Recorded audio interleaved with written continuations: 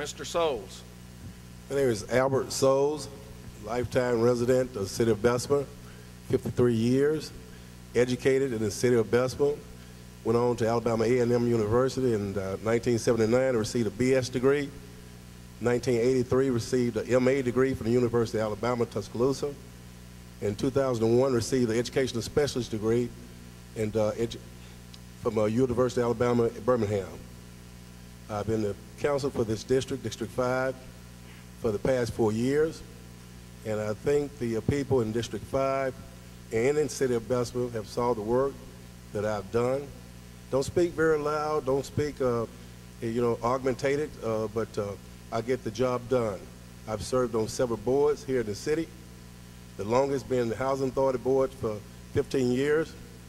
I've been an educator here in the city for 31 years. I'm a servant, I've been a humble servant, and I'm here to continue to do the work that I started. Mr. White. Good evening. My name is Robert White. I'm a lifelong resident of Bessemer, Alabama. I've lived here for over 62 years.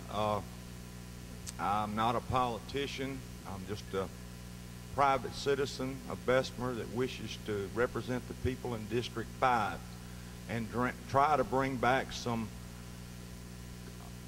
harmony with the city council and its mayor, and some transparency and some financial accountability. Just today, as I was driving through Brighton, I saw our garbage trucks being filled up in the city at the service station there on Jaybird Road, 2 of them.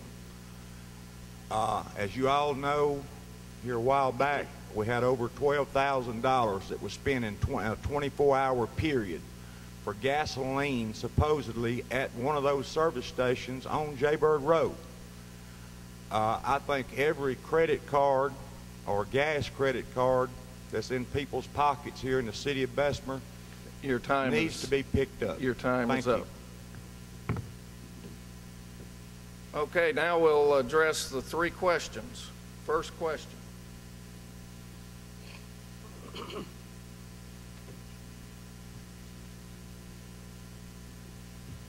We'll begin with Mr. Souls, then with Mr. White, and then with Mr. Marshall. Mr. Souls, will you call for an audit of city finances as soon as you are elected? That was a simple. The answer to that question is the last audit that we had, it was in 2008. I have no problem as far as authorizing, as far as my vote to audit the books.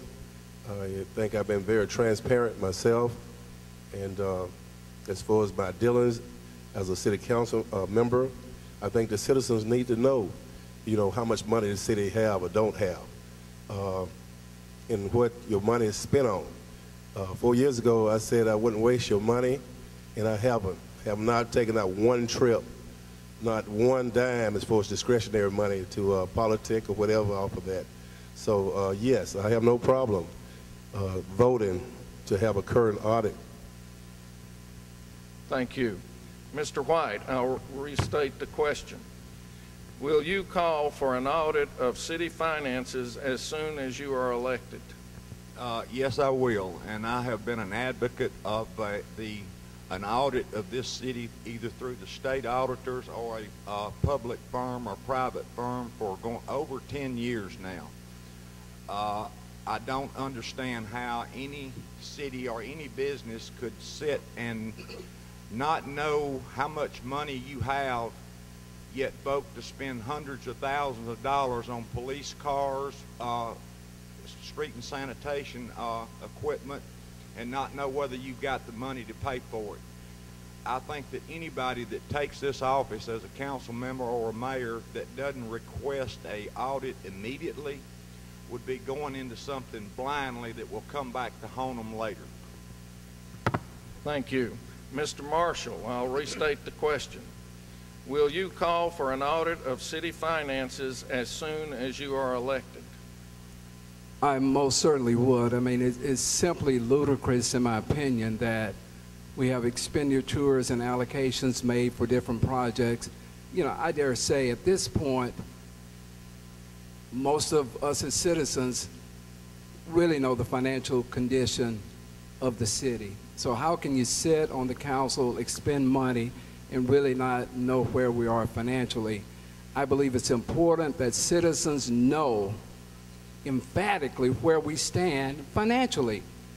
And there will be under, you know, what I'll try to do is work with the council and the mayor to make sure that citizens have an opportunity to actually see financial reports for the city. We are entrusted to manage taxpayer dollars. You have a right to know where the money is coming from and how the money is spent.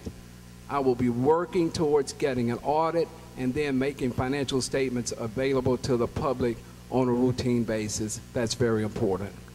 Thank you. Next question.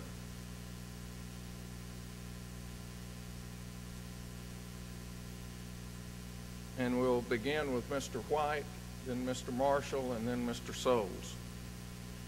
What existing entities in Bessemer do you feel are best able to promote the city, and what will you do to foster a good relationship between those entities and City Hall? The best entities, I think, that to promote our city would be the Birmingham Regional Planning and Zoning Planning Commission, our Chamber of Commerce, which is a must in promoting economic development in the city of Bessemer.